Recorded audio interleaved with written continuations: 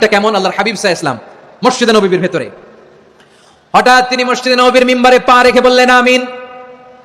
দ্বিতীয় ধাপে পা রেখে বললেন আমিন। তৃতীয় ধাপে পা রেখে বললেন আমিন। সাহাবারা অবাক হয়ে বললেন, ইয়া রাসূলুল্লাহ, ইয়া হাবিবাল্লাহ, তিনবার শুধু আমিন আমিন পড়লেন, কেন পড়লেন? আমরা কিছু জানি না, আমাদেরকে জানিয়ে দেন কেন আপনি তিনবার আমিন বললেন?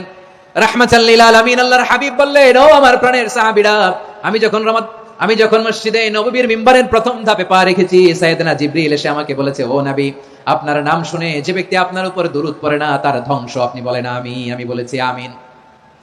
দ্বিতীয় ধাপে পা রাখার পর সাইয়েদনা জিবরিল বললেন, ইয়া রাসূলুল্লাহ, মাতা পিতাকে বার্ধক্য অবস্থায় পেয়ে তাদের সেবা করে, তাদের সাথে সদাচরণ করে যে সন্তান জান্নাত কামাতে পারলো না, তার জন্য ধ্বংস। আপনি বলেন আমিন। আমি বলেছি আমিন।